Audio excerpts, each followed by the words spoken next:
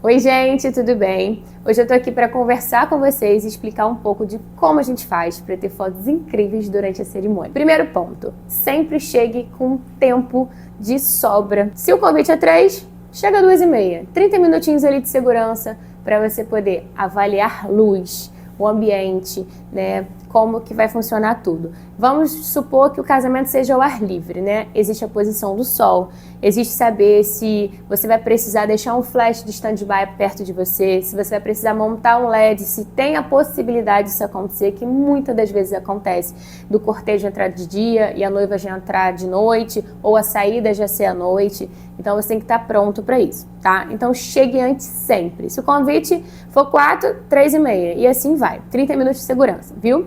E sobre luz, né? Vamos supor que você vá fotografar um casamento ao ar livre e você precisa ver a posição do sol. Você precisa ficar atento ao horário, se realmente a cerimônia vai perdurar por todo aquele dia bonito ou se vai cair à noite. Isso é muito importante. A gente também faz o teste de iluminação, então assim, a gente normalmente trabalha com 2 fotógrafos, né? Então eu pego meu segundo fotógrafo, normalmente eu tô ali com o Dudu, vai lá pro corredor, regulo minha câmera, já fico ali redondinha, né, junto com a câmera dele, para poder fotografar e ficar tudo muito parecido ou até mesmo igual, né? Então a configuração da câmera é feita antes, você tem tempo de qualidade para testar, isso é importantíssimo para você não ter que fazer nada correndo, porque correndo nada dá certo. E se for igreja, né, você também tem que ir, e principalmente igrejas que tem que ir até mais cedo, para você saber se você pode subir no altar, se não pode, se você vai precisar de flash, se você pode fazer com a câmera sem nenhuma luz artificial, se você precisa deixar um LED de stand-by, né? Até que ponto ali vale a pena para você usar natural ou artificial. Então, você chegando antes, você consegue fazer teste de luz, regular a câmera mais uma vez, que é muito importante. Então, assim, essa é a dica fundamental para você ter um material redondinho, bem bonito para o seu casal. E o segundo passo ali, para mim, seria muito importante você conversar com o cerimonialista e o celebrante do casamento. O cerimonialista para poder te passar, se houve alguma alteração no cronograma, que normalmente eles enviam uma semana antes, né, alguns dias antes. A gente tem que estar assim, por dentro de absolutamente tudo. Se o noivo vai fazer uma surpresa para a noiva, se vai ter algum momento diferente do tradicional, né? O momento das alianças, se eles vão fazer votos ou não vão fazer votos, isso tudo conta muito. Então ali você já fica por dentro de tudo que vai acontecer, tá? Em relação à chegada mais cedo, você também vai organizar com o seu fotógrafo secundário, né? Como que vai ficar cada um, a posição deles. Quando eu tô sem o Alex, né, eu tô com o segundo fotógrafo da nossa equipe, eu fico como principal e o meu fotógrafo secundário fica de lateral, às vezes no meio dos convidados, às vezes mais à frente. A gente sempre monta uma perspectiva para ter olhar diferente. Não adianta 2 pessoas estarem uma do lado da outra, porque vai pegar a mesma foto. Vai mudar 1 metro de distância, não vai fazer diferença. Então é legal quando a gente consegue fazer isso, porque o primeiro ele tem que fazer o feijão com arroz. Ele tem que pegar as entradas, tudo bonitinho, ali alinhadinho, enquadrado, isso é muito importante. E o segundo, eu recomendo que vocês deixem ele sempre mais livre, para ele poder criar. Ele não tem uma obrigação, pelo menos os nossos, né? Eles têm que ficar mais lateral para pegar um sorriso de uma madrinha mais espontâneo. Muitas das vezes, criança sai correndo, então assim, você pega ali de uma forma diferente, e as pessoas reagindo também. Então é bem importante ter essa dinâmica. Durante os votos, normalmente eu fico com o casal, quando tem possibilidade de transitar, né, durante ali a celebração, de um lado para o outro, basicamente eu que fico.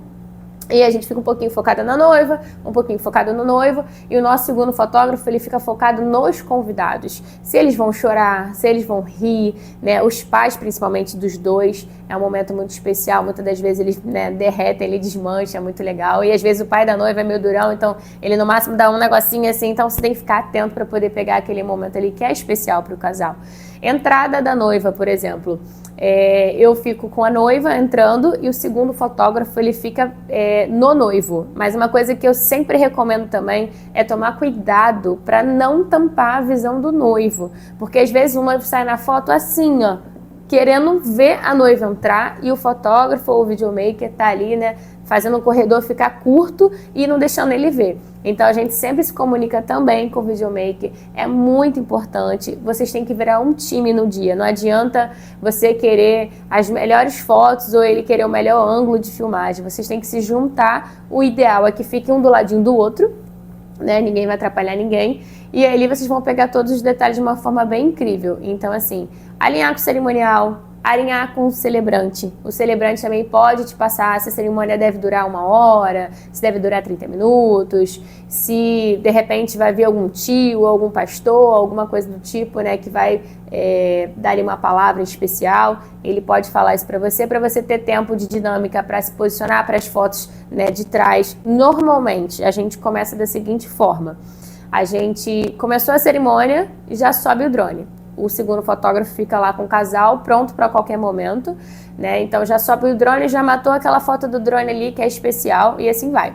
E aí do drone eu já desço ele e já faço a foto de costas, de lateral, vejo o ângulo que eu consigo ali para ter aquela foto mais aberta, que é uma foto muito importante também para o casal, porque normalmente aparece decoração, aparece bem o espaço. Se você tiver a possibilidade de mostrar um pouquinho do céu também é bacana. Deixa a câmera mais no chão mesmo, faça mais do meio, faça mais de cima, faça mais de 90 graus. Então ali mais ou menos nesse momento deve gerar o quê, Alex? Umas 7 fotos de costas. É mais ou menos isso, né?